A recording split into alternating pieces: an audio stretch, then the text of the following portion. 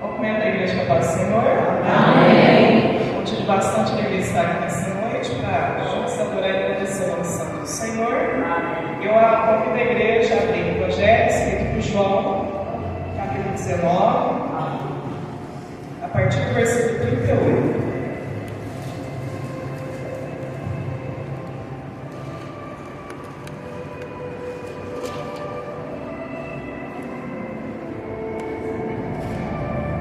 Evangelho escrito por João, capítulo 19, a partir do versículo 38. É Novo Testamento, quarto livro do Novo Testamento.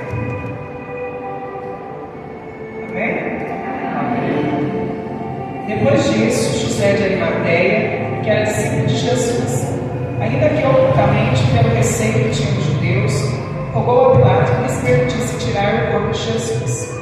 E lá não lhe permitiram. Então foi José de Arimateia, retirou o corpo de Jesus e também Nicodemos, aquele que anteriormente queria ter com Jesus à noite. Foi, levando cerca de 100 libras de um composto de mirra e aloés. Tomaram, pois, o corpo de Jesus e envolveram em lençóis, com os aromas, como é de uso entre os judeus na preparação para o sepulcro. No lugar onde Jesus foi crucificado, havia um jardim, e neste tinha um sepulcro novo, no qual ninguém tinha sido ainda posto.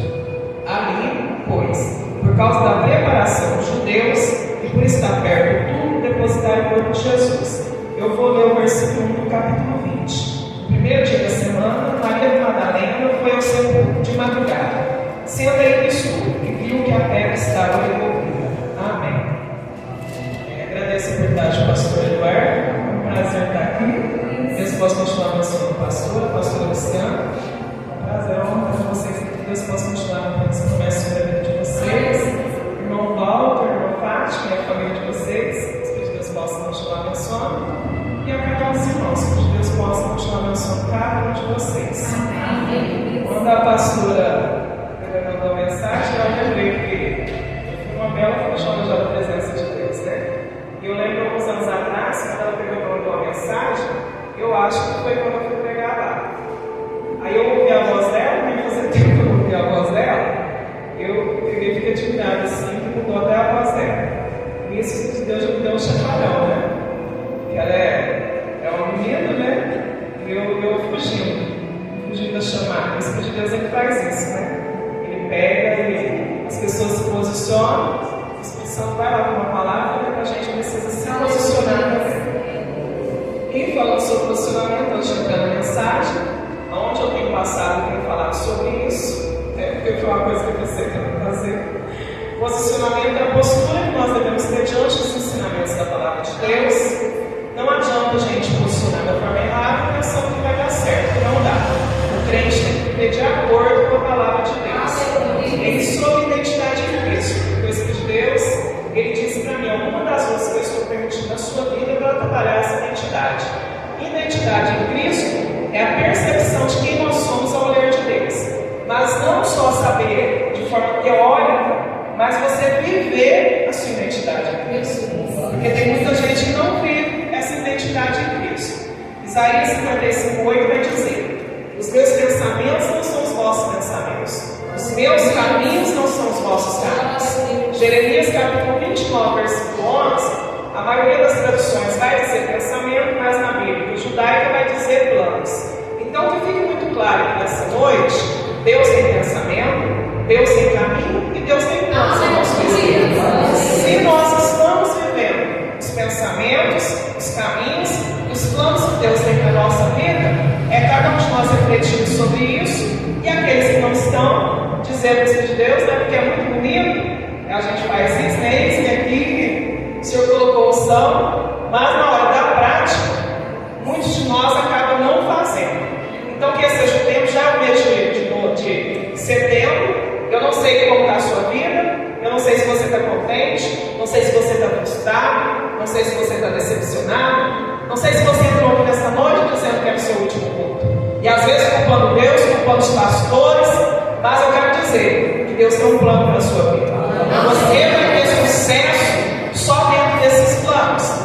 Numa madrugada, Salmo 139, verso 16, a maioria das traduções vai dizer que eu era informe e Deus escrevia no livro da vida a meu respeito. Mas na Bíblia judaica está escrito: eu era um embrião e já estava escrito.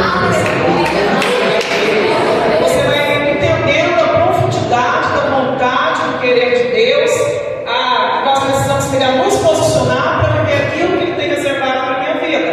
Porque numa madrugada Ele me disse: você não está aqui para viver os seus planos, você está aqui para viver a minha vontade. Eu coloquei algo dentro de você e você precisa viver. Então, que esse seja o tempo, que esse seja o momento, é domingo. Domingo, primeiro dia da semana para os judeus, primeiro dia da semana, ressurreição de Cristo, e que isso possa acontecer na sua vida. Que muita coisa nova possa ressuscitar.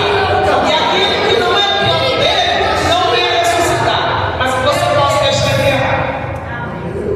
Para essa noite, que Deus colocou essa passagem no meu coração, porque nós vamos ver muitas passagens, e me fez refletir sobre isso, muitas passagens de pessoas querendo milagre, pessoas querendo resposta de situações que eles estavam vivendo, e de encontro a Jesus.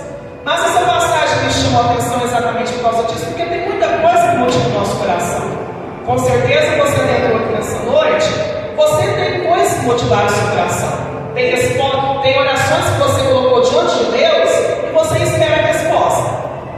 Mas o que me chamou a atenção, tanto José de Arimateia, que ele era rico, nós vamos ver discípulos de Jesus, é uma coisa à parte.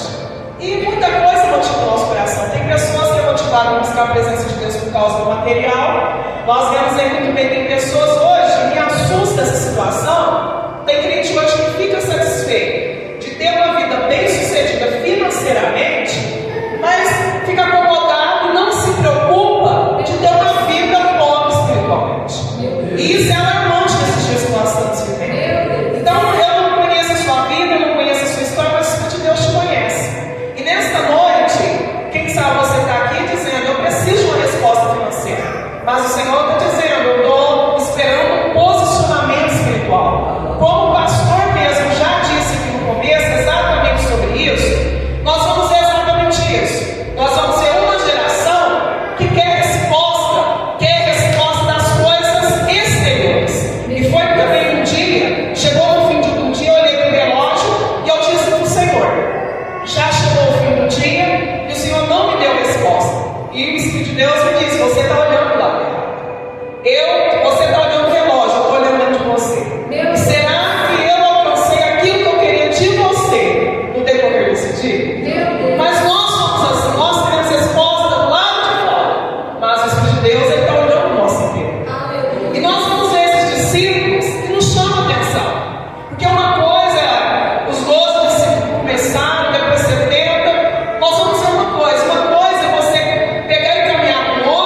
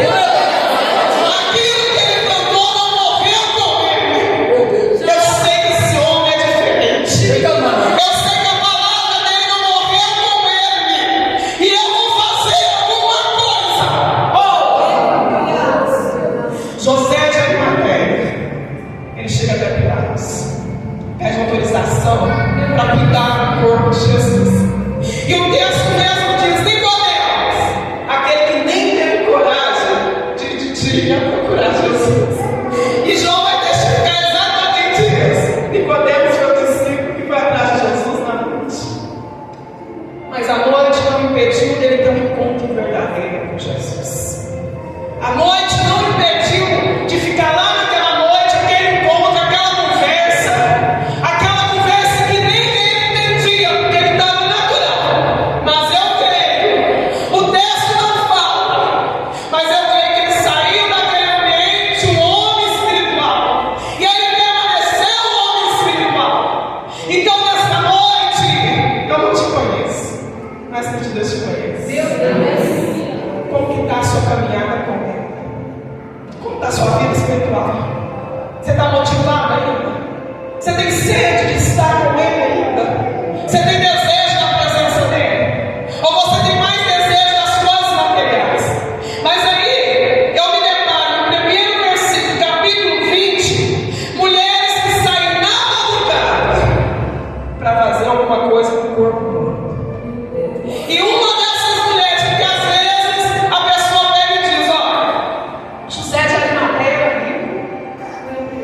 Olha, Nicodemos era um homem de posição. Mas aí eu vejo Salomé, que está no meio das mulheres. Você sabe quem é essa Salomé? Que o filho dela, nós vamos dizer exatamente o que é isso.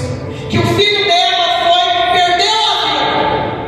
Então eu quero dizer para você, nesse momento, nesse tempo, eu não te conheço, mas o céu te conhece. Eu não conheço as marcas da sua vida. Tem pessoas que têm que permanecer com Jesus, porque aquela família não estava servindo Jesus por aquilo que Ele oferecia. Mas nós vamos dizer exatamente isso. Aquele que tem compromisso, ele não desfalece na jornada. Aquele que tem compromisso, ele diz: olha, Salomé, nós vamos dizer exatamente isso. Ela entregou toda a casa dela para o Senhor. Você entregou toda a sua casa para o Senhor. Você entregou toda a sua história para o Senhor.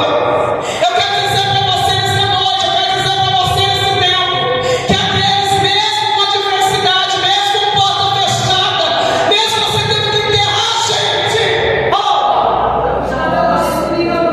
a tragédia ainda não tinha acontecido. Oh, Espírito de Deus! Mas ela estava fazendo o que dava para fazer. O Espírito de Deus está perguntando a cada um de nós: você está fazendo o que dá para fazer? Como está nessa noite o seu posicionamento? Como que está a sede da presença? Você está voltado para a presença dEle? Você está voltado para os astos dEle? Eu quero dizer para você que você não está aqui por acaso. Eu quero dizer para você nessa noite que você não está aqui pelos seus sonhos. Eu quero dizer para você que nesse primeiro dia da semana Ele te trouxe aqui. Ele te trouxe aqui para te dizer: eu tenho um propósito, eu tenho um plano. Eu preciso que você se posicione. Porque Jesus não vai obrigar ninguém, o Espírito Santo não vai obrigar ninguém. Mas Ele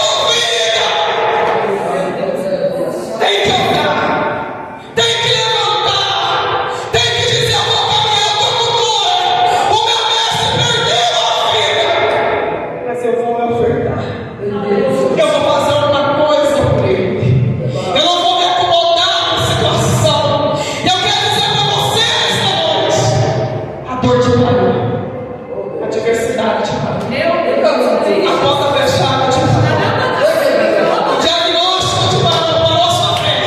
Não foi suficiente. Não foi suficiente. A fé vem pelo ouvir. Não é qualquer coisa que você está ouvindo. É desespero. Mas aí a palavra vai dizer: quem tem ouvidos, quem tem capacidade espiritual, ouça o Espírito ele está falando. O médico tem a dizendo, mas o Espírito ainda fala. O Espírito ainda orienta. O Espírito ainda tem uma direção. Ele ainda tem um caminho para você. Está ouvindo? Mas será que você está ouvindo para a gente? Você está ouvindo que a sua casa vai morrer? Você está ouvindo que você vai perecer no meio dessa tempestade? Quem é você nesta noite? Deixou de ouvir? Deixou de sentir? Deixou de se aproximar dele? Porque aquelas mulheres disseram, aqueles discípulos disseram: o que eu posso fazer? É o dinheiro que eu tenho. O que eu posso fazer? Eu posso usar a minha posição. Eu posso usar a minha posição, chegar até Pilatos. Porque os discípulos não chegariam. E o céu está dizendo para a gente: que eu te coloquei em posição para você usar o que você quer. O estado que eu estou te colocando não é para o seu povo crescer. Como espere. Muito bom será aí, mas vai chegar um tempo que você tem que salvar o povo do Senhor. Se você está dizendo a cadeira, é para o nome dele ser glorificado, mas é para você usar a cadeira. Porque foi isso que José de Arimateia fez, foi isso que Nicodemos fez. Eles usaram a posição, eles podiam chegar. Nem todo mundo pode chegar em Pilatos. Nem todo mundo pode chegar no reino. Mas que tem que ser Esther. Tem que ser Esther, mesmo arriscado perder a vida. Porque José de Arimateia poderia perder a vida. Nicodemos poderia perder a vida. Mas eles disseram: se for para morrer, nós vamos morrer. Mas nós não vamos recuar. Não vamos deixar tacar o corpo de Jesus em qualquer lugar. José de Arimateia, eu quero te usar. Nicodemos, eu quero usar a cadeira. Eu quero usar a autoridade. Eu quero te usar na terra. Lá naquela empresa. Crente não entra. Mas você, na sua profissão, entra. Ah, o Espírito de Deus está dizendo: vai ter oportunidade, você vai chegar para nós. Eram discípulos que estavam no anonimato, mas até no anonimato o Espírito de Deus deu o tempo certo de usar. Senhor está dizendo: José de Arimateia, você se posiciona. Nicodemos, você se posiciona. Mulheres, vocês se posicionam. Está escuro, caminho é perigoso. Olha, mas eu vou caminhar. Tem mulher que está passando a escuridão. Tem mulher que está na madrugada. Tem mulher correndo risco, mas o céu está dizendo: está queimando aí dentro de você. O Espírito de Deus está dizendo: se levanta nessa noite escura. Se levanta nessa madrugada, porque o Senhor vai usar aquelas mulheres para levar boas novas aos discípulos que estavam de portas trancadas. Tinha que ser elas. Tinha que ser elas. O Senhor está dizendo: tem que ser você. Você que se levanta para trazer boas novas. Vocês que se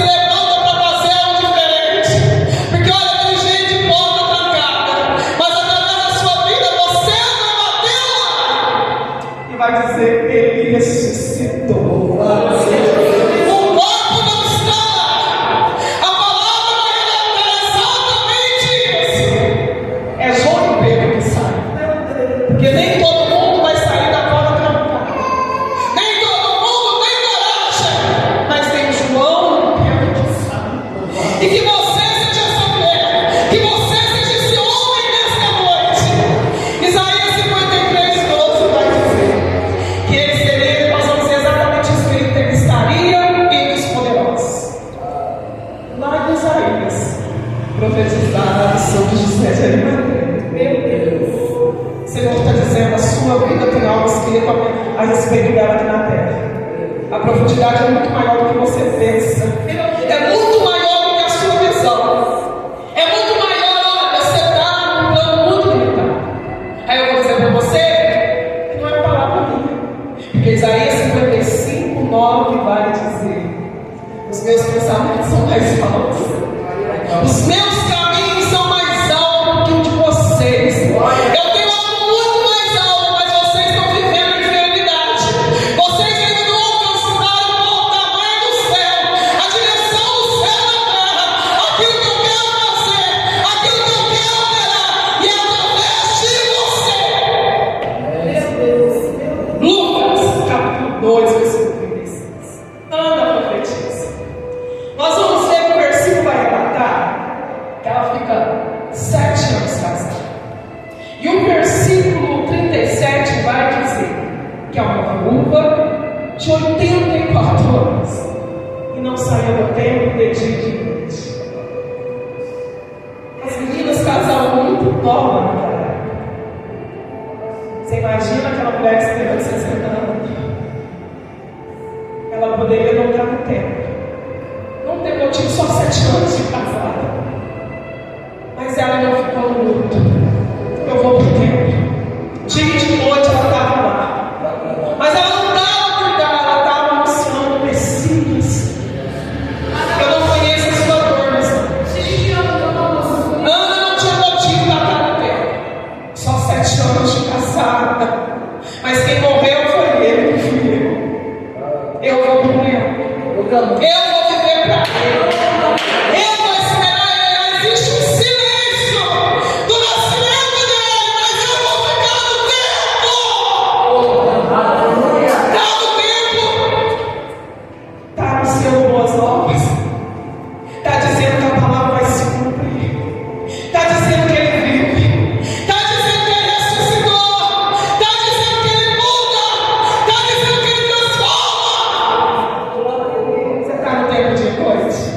Porque tem gente que diz: para que igreja de segunda? Para que tanto na igreja assim? O Senhor está dizendo: tem gente aqui dizendo: eu não via mais no tempo.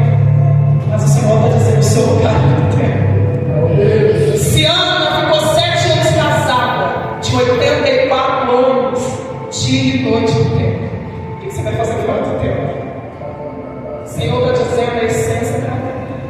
O Senhor está dizendo: precisa congregar, precisa dar feito, não pode estar isolado. Porque se você estiver isolado, certamente você vai morrer. A sua casa morre, a sua história morre. É ponto final. Mas o Senhor está dizendo: a resposta está no tempo. A resposta está na busca. Pode-se buscar em casa, pode-se buscar em casa. Mas dia de culto tem que estar na igreja. Dia de culto é para adorar. Dia de culto você está dizendo: deixei a louça, deixei tudo. Ah, mas eu estou aqui para adorar. Eu não quero saber de roupa para passar. Eu não quero pensar em dívidas a vencer. Você está no tempo? Está adorando? Adentrou na casa? Adentrou a presença? Sentiu algo diferente? A sua visão já foi aberta no tempo?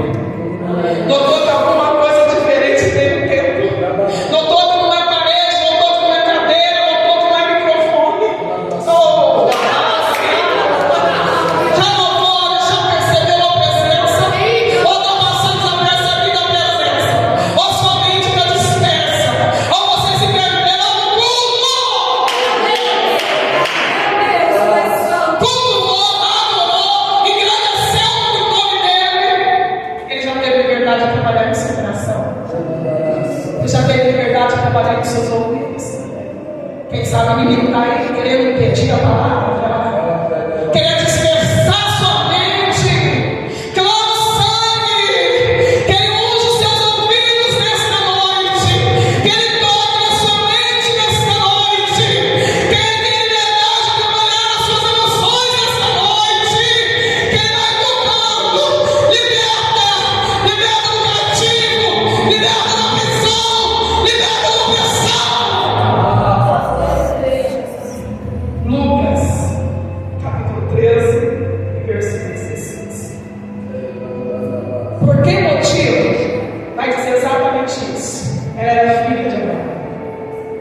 passagem é uma passagem bonita. Você vai ver nos evangelhos a única vez que Jesus chamou a mulher de filha. Era filha de Abraão. E essa expressão se usava muito essa expressão na época, filho de Abraão. Mas filha não. Eles estavam indagando porque Jesus curou ela no sábado. Jesus olha e diz: olha, ela é filha de Abraão. Jesus deu um título para ela que não deu para mulher nenhuma naquela época. O Senhor está dizendo: eu estou te dando um título. Aquela mulher, nós vamos ver, ela estava cativa, mas era filha de Abraão, fazia parte da descendência. 18 anos aprisionada, 18 anos encurvada, 18 anos olhando para baixo. E todo mundo, porque uma coisa, nós passamos alguns processos e as pessoas não sabem. Como é difícil nós passarmos alguns processos e todo mundo sabe. Todo mundo sabia que ela era mulher. Não dava para disfarçar, não dava para sofrer. Todo mundo sabia a condição dela. 18 anos. E eu posso perguntar para você: ela poderia ter desistido de entrar na igreja. Ela poderia ter se trancado na casa dela, mas ela tomou a decisão de estar no templo. Ela tomou a decisão: olha, se é para morrer curvado, eu não vou morrer dentro da minha casa. Eu vou morrer dentro do templo. Eu vou morrer lutando. Eu vou morrer fazendo alguma coisa. Mas aquela mulher não sabia. Ela sabe. Não podia se cansar. Jesus vendo, porque Jesus ainda vê. Jesus ainda contempla. 18 anos. Mas nós vamos ver que Jesus chegou para aquela mulher. Chama ela para ele. Toca nela. E vão criticar porque ele curou ela no sábado. Mas Jesus vai dizer que é filho. O Senhor vai dizer que você é filho. Não é porque você está encurvado que você deixou de ser filho. Filho tem direito, ela tinha direito. O Senhor está dizendo: muita gente intitula de muita coisa, mas hoje você é minha filha. Hoje você é meu filho. Pessoas e tem coisa que está te destruindo, estava te destruindo por dentro. De palavras que você ouviu. Estava encurvado, entrou na casa. Entrou na casa envergonhado. Entrou na casa dizendo: a minha vida está destruída. Mas Jesus te viu nessa noite. Te viu de uma forma diferente. Porque tem vezes que a gente vê e não faz nada. Mas Jesus, quando vê, ele chama. Mas não só chama para envergonhar, ele chama para curar. Jesus está te chamando para curar nessa noite. Jesus não está te chamando para envergonhar. Não está te chamando para expor a sua dor, para expor a sua decepção. Ele está te chamando, porque ele está dizendo: eu conheço a sua trajetória, eu conheço a sua jornada, mas eu estou te chamando aqui. Mas não estou te chamando por chamar, não estou te chamando para expor, porque muita gente já expôs a sua dor, muita gente já aproveitou da situação, e você é uma pessoa que se tornou, você não é, mas você se tornou filho. Mas Jesus está te chamando dessa noite. E o chamado de Jesus é para te libertar. Aquela mulher entrou no templo encurvada, mas ela não entrou, saiu do templo da mesma forma. Bendito seja Deus. O olhar daquela mulher mudou. A dimensão de vida daquela mulher mudou. E o Senhor está dizendo: você entrou de uma forma nessa casa, mas você vai sair diferente. Seu olhar vai sair diferente. Sua mente vai sair diferente nesta noite. Suas emoções vão sair diferente nesta noite. Porque é uma noite de cura. Uma noite que Ele está tocando. Existiu uma área da sua vida que Satanás estava deixando você preso. Mas Jesus está te libertando. 18 anos para ela. Para você eu não sei essa noite, mas Ele está dizendo: último dia de cativeiro. Último dia que Satanás teve liberdade de pegar e te aprisionar. Último dia, nesse domingo de ressurreição, Ele está dizendo: foi o último dia de salvação.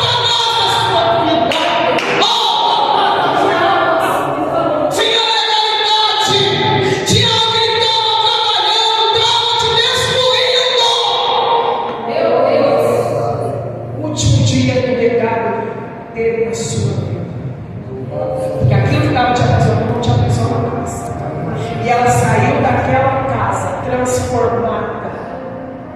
Lucas 17:16 vai dizer, essa passagem vai dizer, 10 leprosos.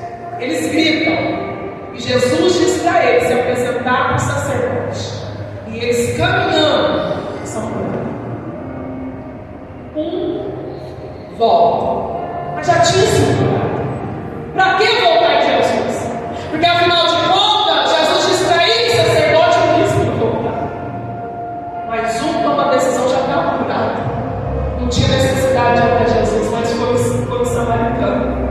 Foi o estrangeiro que voltou. Mas já estava curado. Não tinha mais nada para fazer para ele. Mas eu quero ir lá naquele homem que me libertou da lei. Me libertou do isolamento. Eu quero ir lá. Ele não precisava de mais nada. Mas ele foi lá para eles. Se é a pessoa que ainda agradece. Se é a pessoa que ainda fala, Jesus, hoje eu quero te agradecer porque o Senhor me libertou da vergonha. Louvado seja Deus. Para mim estar debaixo da sepultura, era para minha casa não existir, era para os meus filhos não existir, era para os netos não existir. Mas por causa que Jesus foi lá, Jesus libertou a minha casa. E por causa disso a descendência está continuando. Então nesse domingo de ressurreição eu estou aqui para te agradecer. Eu não estou aqui para te perder, eu quero te agradecer porque o Senhor me libertou da lei. O Senhor me libertou do isolamento. O Senhor me deu a oportunidade de continuar a vida com dignidade. E Jesus vai dizer para aquele leproso: vai, porque a tua fé te salvou. O Senhor está dizendo: a fé ainda salva. A fé ainda liberta, a fé ainda transforma. E eu não sei como você entrou com a sua fé aqui nesta noite, mas Jesus nesta noite está dizendo: a palavra foi liberada. Aleluia! Permita a palavra causar efeito nesta noite. Não fica levantando muro, mas cria pontes nesta noite, dizendo: eu vou voltar a ser uma mulher de oração. Eu vou voltar a ser uma mulher de fé. Eu vou voltar a acreditar. Eu vou voltar a minha caminhada, mas ser diferente. O meu viver vai ser diferente. Porque Jesus ressuscitou a minha fé. Querido Espírito de Deus. Primeiro livro de Crônicas, capítulo 17, versículo. Davi já era. Ele tinha uma casa boa. E Davi era um homem diferente. E nós vamos ver exatamente isso. Eu tenho uma casa boa e a arca do Senhor não tem. Eu quero construir uma casa para a arca do Senhor. A promessa já estava cumprida. Ele já era rei, mas não deixou de ser servo. Está na minha casa. Não deixou de ser um homem sedento pela presença. Querendo fazer alguma coisa, ele já era rei, a promessa já tinha sido cumprida. Mas eu não posso estar em casa boa e a arca do Senhor está em qualquer lugar. Ô, papai querido. Um lugar inferior. Natan diz para ele: vai e constrói. O Senhor parece para Natan dizer: eu não te autorizei a dizer que ele vai construir o templo. Não vai construir o templo. Só não vai ser você, mas vai ser descendência. Louvado seja Deus. Davi foi um homem diferente. Davi foi um homem, eu quero ofertar. Eu quero fazer para ele, a promessa já está cumprida. Mas você quer fazer alguma coisa para ele? Você quer ofertar ainda para ele? Oh, você chegou do céu, te prometeu. Mas o desejo de querer fazer alguma coisa para ele está aí dentro aí? Ou reinar, já disseste isso. E você abre mão da presença. Porque aí, o versículo 16 vai dizer: então Davi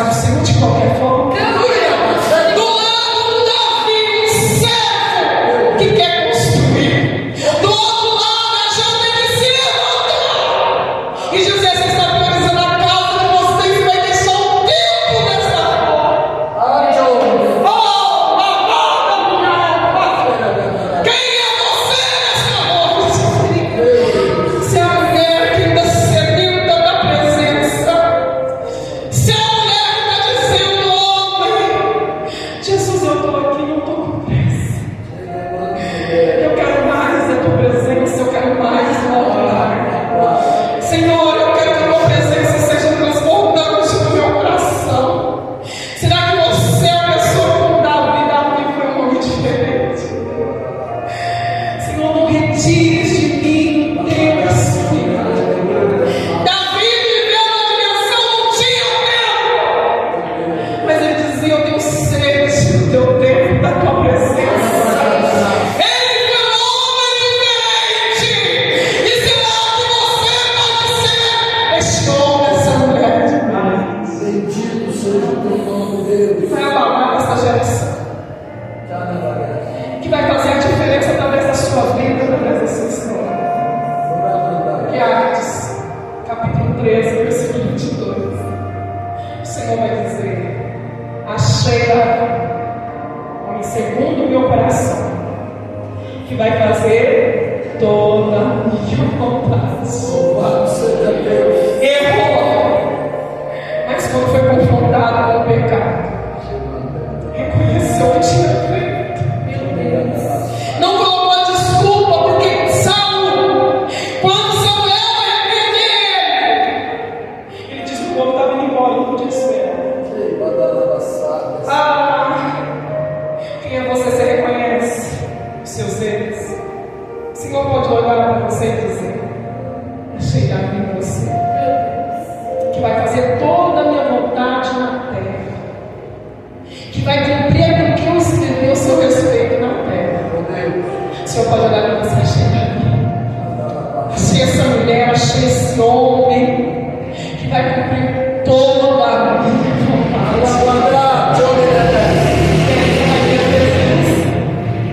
E ainda não vai me trocar por as coisas dessa terra. Eu te conheço, mas o céu te conhece. Conheço a sua casa. Mas o Senhor está dizendo que o segredo ainda é a presença. O Senhor está dizendo que nós não podemos ser a geração que só adora já com a mão aberta para essa. Tem que motivar o nosso coração a presença. É um prazer de estar com Deus.